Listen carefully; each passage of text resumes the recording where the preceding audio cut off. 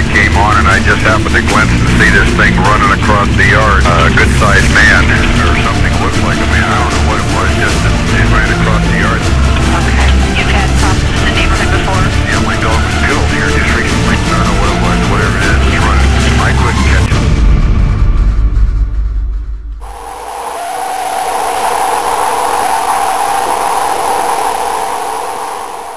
Hello, YouTube. I am Adam Noyes. And I am Bill Worster.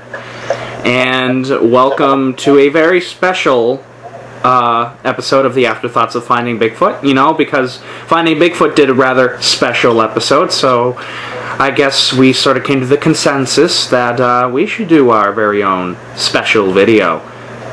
Indeed. So, I guess, what do you want to bring up first? What do you want to bring up first, Bill? Alright, well, they did this last year too, but the only difference between this year and last season, they did this during their last season too, which was doing kind of a big sum up, at the end of the season. The only difference is that this is not the end of the season. They still have, I think, 2 episodes after this. They're going to Indiana, and then they're going to Utah. Which I think is interesting. I've never heard of anything from Utah, so that'll be an interesting episode. So it's kind of weird for them to do that. And one thing I'm going to instantly come up with a complaint is, why would they show like so much footage from the next episode? Because nothing's going to happen. Oh, that sucks. And that kind of almost shows that the episode's not going to be that great.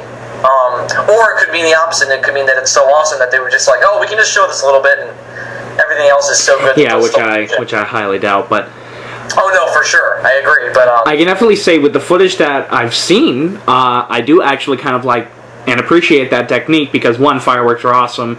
2, this is America, and 3, this is only in America, and 4, it just again it just shows that they're willing to go with different techniques on learning how to find these elusive creatures. I personally don't like the technique, and I know why they did it. It seems like overkill to me, though. I almost think that they would be scared just like every other animal by that much like activity.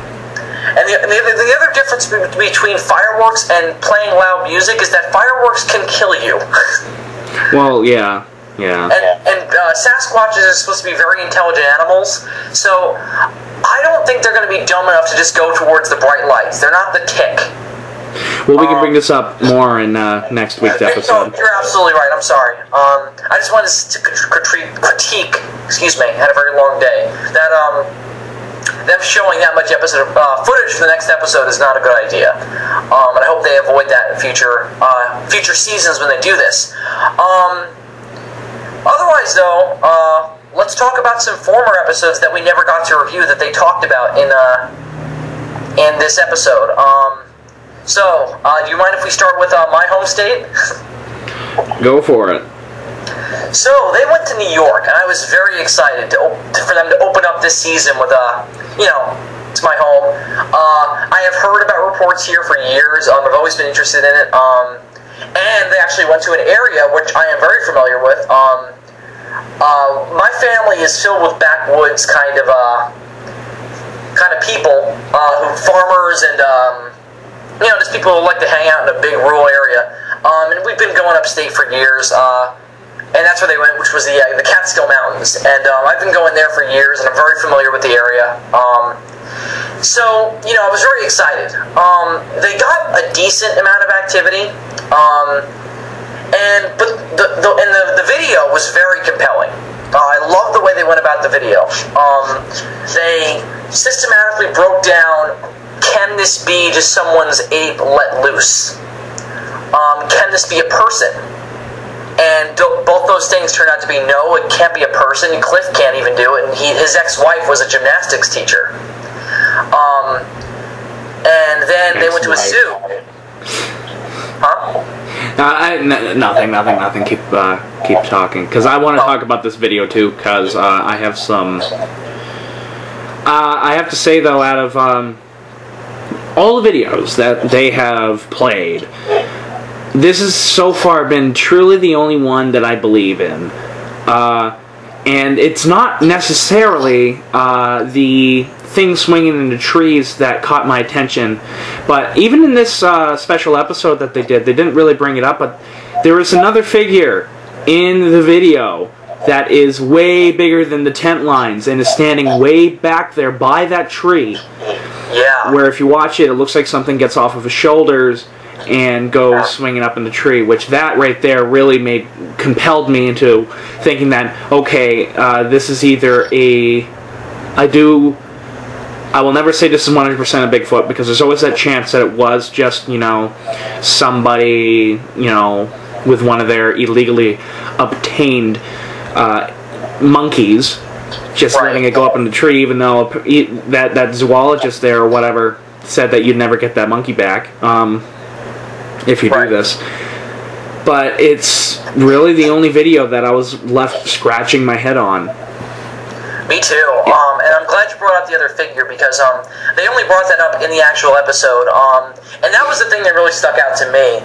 And I was like, yeah, that's either a Bigfoot or it's some guy letting his gibbon go out for a walk. And there's just no way. I'm trying to think back. I might have to agree with you. This could have been the only video where I was like, there's nothing else it could be.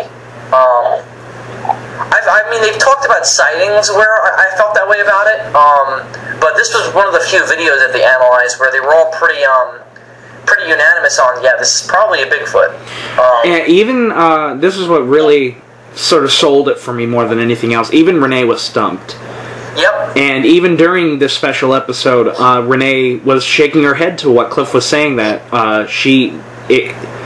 and I like how Cliff worded it, was that he thinks it's very probable that it could have been a baby Bigfoot, which, sort of awkward to say, but, yeah. But it could be an ape. Even Renee agrees that there is no way that could have been a hoax or a person swinging up in that tree. And it really sort of sold me that this video, I think, is genuine. Absolutely. It's also a very kind of rare video. I mean, how often do we get juvenile Sasquatches on film? But watching it, I was reminded of another video. It's quite famous. I think it's very compelling. I haven't seen it in a while though, so I don't even know if you're going to know this video. It's one that was taken during the July 4th weekend on a while. This is the 90s.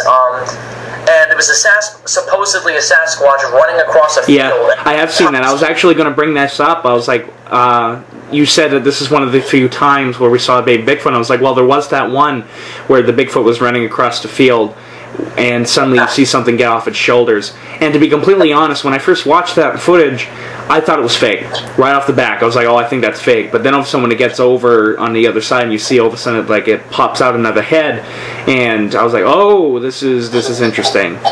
And I do believe it is a compelling piece of video. And the reason why I'm very skeptical about that video still is because on a show called Fact or Fake Paranormal Files, they did that, and they tried to recreate it, and they could. They got somebody to run across that field, and you couldn't really recognize that it was a guy, but he was able to recreate that video.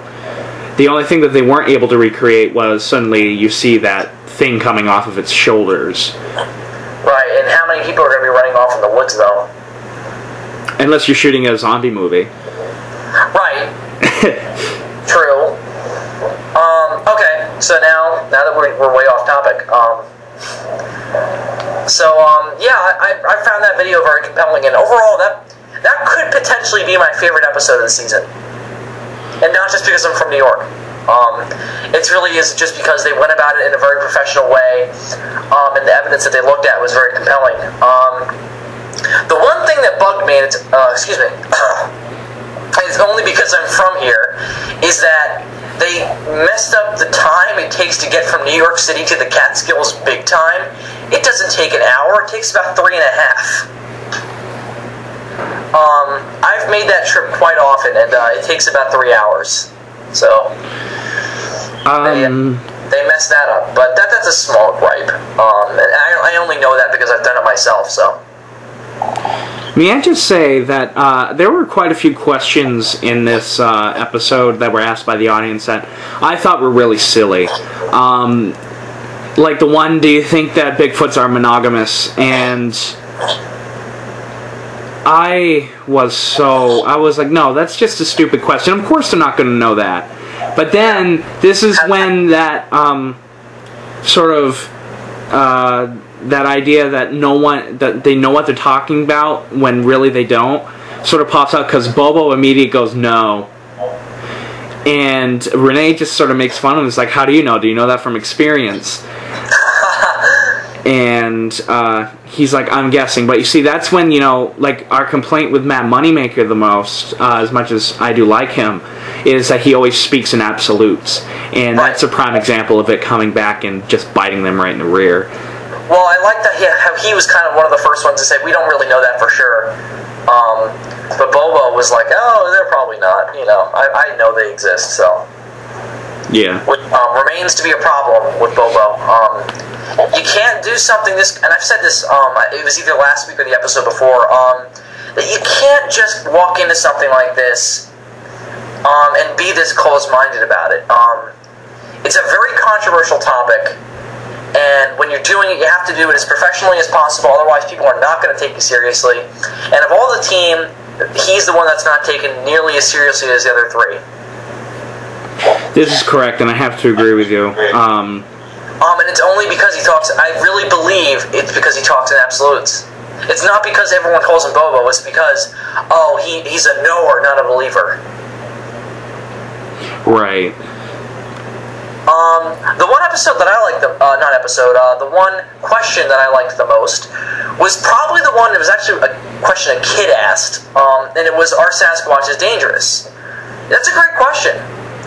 That is a great question, because from what I've heard of Bigfoots or Sasquatches, that they're not necessarily dangerous as much as they are curious, and I have to believe in that. That can become dangerous, though, curiosity. Well, the only times when I heard that they have become dangerous, or whatever they think is a Bigfoot, or reports of a Sasquatch becoming dangerous, which even those I don't technically really believe in, is when they did something to really tick it off. You ever heard of the Ape Canyon incident? No, what was that? Oh, this is a very famous Bigfoot story. It's one of the earliest. This is before the word Bigfoot was even coined. I probably do know it, it's just I don't know the name of it. Okay, so you probably do. It's a very famous incident. Miners were working, I think it was a silver mine, I forget. It was some kind of mine. And one of them spotted a Sasquatch, or what was supposedly a Sasquatch. This is a big crew, off to the edge of their camp, and he was, was around the equipment, and he shot him, and it died, obviously. And there were a bunch of them in the area, supposedly. And when they went to sleep that night, the miners, I mean, the supposed Sasquatches started bombarding their cabin with rocks, big rocks, kind of like the ones that the crew of Finding Bigfoot has described being thrown at them. And to retaliate, the miners started shooting their rifles out of little holes that were in the sides of the cabin. And that was one of the most kind of dramatic and violent Sasquatch experiences I've ever heard of. I mean, it's not the most violent because supposedly there was a man who was supposedly killed by a Sasquatch, and I forgot the story, so I'm not going to bring it up. But that's the one that really sticks out to me. No, I've never heard of that. The one that I think of whenever I hear about Sasquatches being a bit violent was one of this Canadian person who and I actually sort of believe in his story, was that he got kidnapped by him because he was... Albert Ostman. Yeah, he was pissing him off or something, and they kidnapped him, and he lived with them for like a week or so before they just started like, oh yeah, you can go. No, what happened was he wasn't doing anything to them. He in fact didn't believe the stories. The Native Americans who lived in the area, and they talked about this on the show before, very briefly, is that the Native Americans, he was going looking for gold. It's kind of a vacation. And the Native Americans warned him that mountain people lived up there.